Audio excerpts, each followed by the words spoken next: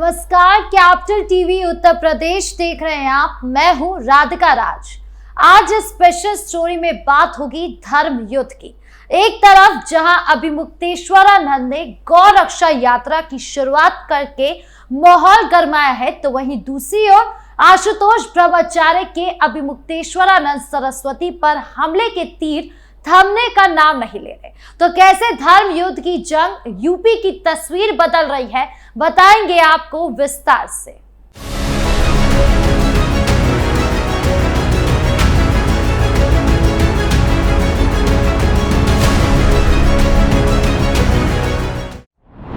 अभिमुक्तेश्वरानंद का सरकार पर वार। सबसे पहले बात अभिमुक्तेश्वरानंद सरस्वती की, जिनकी गौ रक्षा जागरूकता यात्रा अब सवालों के घेरे में खड़ी हो गई है।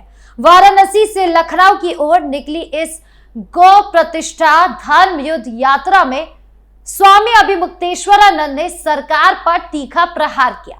उन्होंने कहा कि आज के शासक गाय को मां नहीं बल्कि संपत्ति मानते हैं। सनातन परंपरा में गाय को माता के रूप में पूजा जाता है, लेकिन वर्तमान सरकार इसे सिर्फ संपत्ति समझ रही है। ऐसे में शासकों की ललकारना जरूरी हो गया है। ये यात्रा गौ संरक्षण को राष्ट्र माता का दर्जा देने और गौ हत्या पर पूर्ण प्रतिबंध लगाने की मांग को लेकर शुरू हुई। जौनपुर में गोमती नदी के किनारे ऋषि के आश्रम पहुंचकर उन्होंने परशुराम की कहानी सुनाई, जहां गाय की रक्षा के लिए अन्याय का विरोध किया गया था।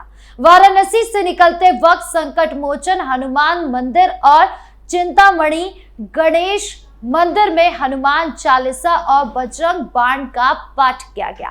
11 मार्च को लखनऊ में बड़ी जनसभा का ऐलान किया गया, जहां गौ आंदोलन का अगला चरण शुरू होगा। उन्होंने मुख्यमंत्री योगी आदित्यनाथ को भी इस आंदोलन में शामिल होने का निमंत्रण दिया है। लेकिन सवाल ये उठ रहे हैं कि क्या ये यात्रा सिर्फ गौ रक्षा के नाम पर है या राजनीतिक माहौल बनाने की कोशिश। अभिमुक्तेश्वरानंद के बयान काफी उत्तेजक है, जहां उन्होंने कहा कि जनप्रतिनिधि लोगों की भावनाओं को जगाने में नाकाम रहे हैं। गौ को राज्य माता का दर्जा देने, मांस निर्यात बंद करने जैसी मांगों के साथ ये अभियान सियासी रंग लेता दिख रहा है। कई लोग इसे सरकार पर दबाव बनाने का तरीका मान रहे हैं, जबकि योगी सरकार पहले से ही गौ रक्षा कानूनों पर सख्ती बरत रही है। ऐसे में ये बयान माहौल को और गरमा रहे हैं, जहां धार्मिक मुद्दे सियासत में घुल मिल गए हैं। ये यात्रा सिर्फ धार्मिक नहीं लग रही, बल्कि सत्ता पर सीधी चुनौती दे रही है। स्वामी ने कहा कि राजनीतिक दल आते जाते रहते हैं, लेकिन हिंदू सिद्धांतों पर कायम रहेंगे।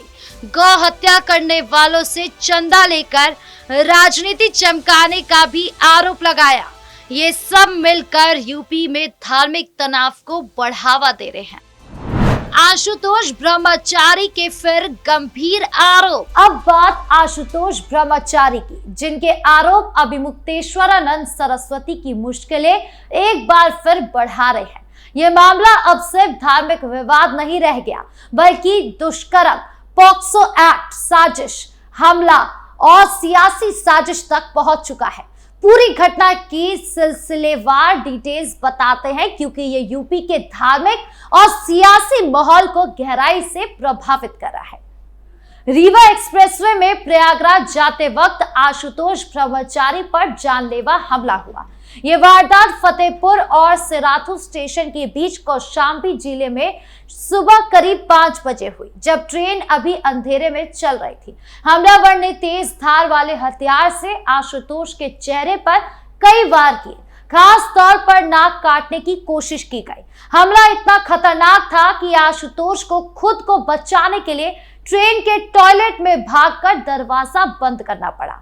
हमलावर बाहर से दरवाजा तोड़ने की कोशिश करते रहे, लगातार धमकियां देते रहे, तुम्हारी नाक काटकर अपने गुरु के चरणों में चढ़ा दूंगा। लेकिन अन्य यात्रियों के शोर मचाने और गेट खटखटाने पर हमलावर डरकर भाग गए।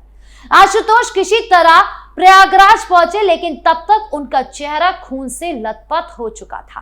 आंखों के नीचे गहरी चोटें थी, नाक पर गंभीर घाव थे, होंठ फटे हुए थे, पूरा चेहरा बुरी तरीके से खराब हो गया था। उन्हें तुरंत क्लोविन अस्पताल में ले जाया गया, जहां डॉक्टरों ने कई स्टिच लगाए, घाव साफ किए और उनकी हालत को खतरे से बाहर बताया।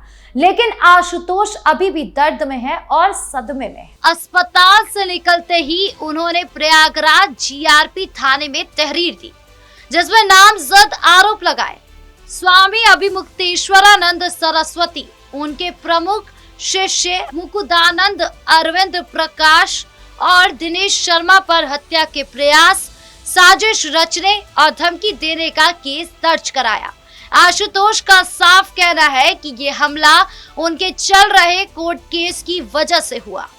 वो उसी दिन प्रयागराज स्पेशल पॉक्सो कोर्ट में पेन ड्राइव लेकर जा रहे थे, जिसमें नाबालिग बटुकों यानी कि शिष्यों के साथ यौन दुर्व्यवहार के सबूत थे।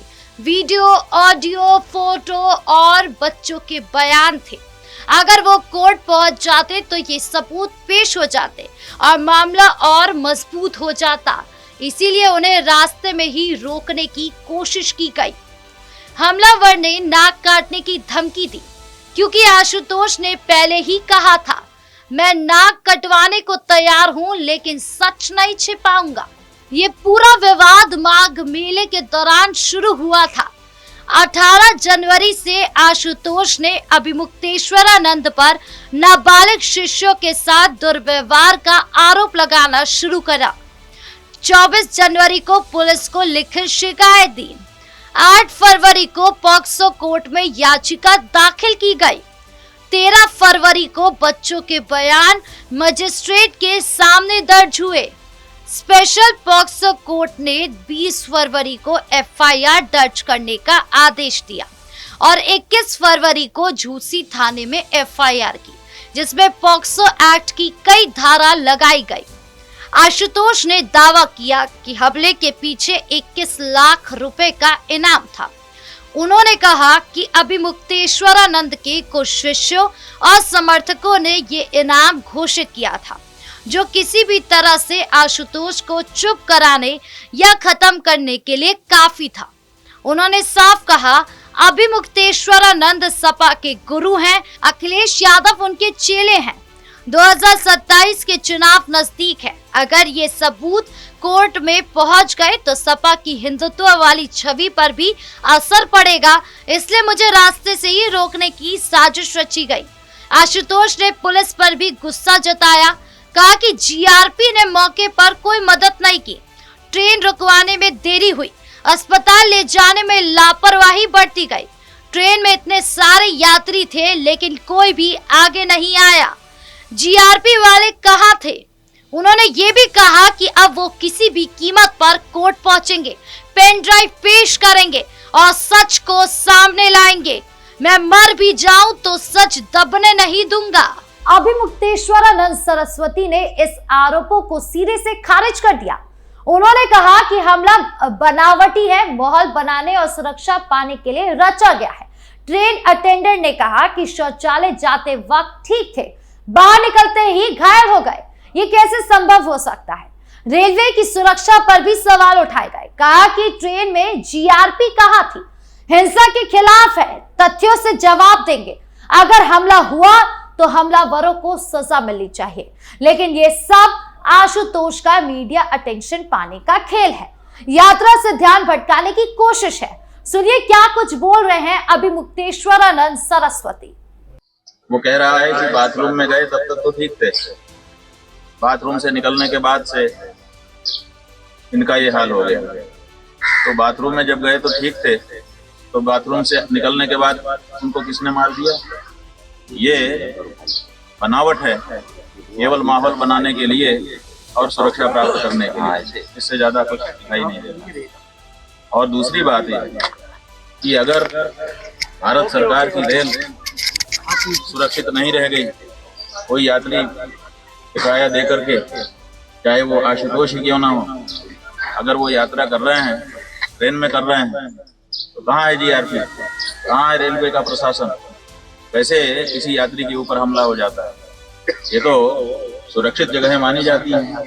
उन जगहों पर भी अगर किसी के ऊपर सुरक्षा में बीच हो जाती है, हमला हो जाता है, कुटिल हो जाता है वो व्यक्ति, तो ये तो हमको समझ में नहीं आता है। इसका जवाब रेलवे प्रशासन को देना चाहिए। ये विवाद अब यूपी में धार्मिक नेताओं के बीच गहराते तनाव की साफ तस्वीर पेश कर रहा है। एक तरफ स्वामी अभिमुक्तेश्वरानंद सरस्वती की गौ प्रतिष्ठा धर्म युद्ध यात्रा, जहां गौ रक्षा के नाम पर सरकार पर तीखा हमला किया जा रहा है। आरोप लगाए जा रहे हैं कि शासक गाय को मां नहीं संपत्ति मानते हैं, गौ हत्या पर प्रतिबंध नहीं लगा रहे, मांस निर्यात जारी है और राजनीतिक दल गौ हत्या करने वालों से जनता लेकर अपनी सियासत चला रहे। ये बयान सिर्फ धार्मिक नहीं बल्कि साफ तौर पर राजनीतिक है, खासकर जब 2027 के विधानसभा चुनाव नजदीक है और योगी आदित्यनाथ की हिंदुत्व वाली छवि सबसे मजबूत मानी जाती है।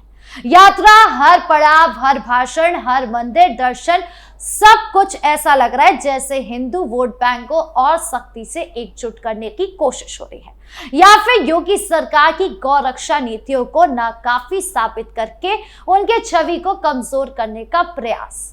यानी ये पूरा मामला अब सिर्फ दो व्यक्तियों की लड़ाई नहीं रह गई, यह यूपी की सियासत में धार्मिक नेताओं की भूमिका, हिंदुत्व की राजनीति और कानूनी लड़ाई का मिश्रण बन चुका है। अगर आरोप साबित हुए तो अभिमुक्तेश्वरानंद की यात्रा और प्रभाव पर बड़ा असर पड़ेगा। अगर आरोप झूठे साबित हुए तो आशुतोष की साख पर सवाल उठेंगे। समाज में एक तरफ गौ रक्षा का जोश, दूसरी तरफ दुष्कर्म के आरोप से घृणा, दोनों तरफ भावनाएं चरम पर है। आपकी इस पूरे मामले को लेकर क्या राय है, कमेंट बॉक्स में जरूर बताएं। धन्यवाद।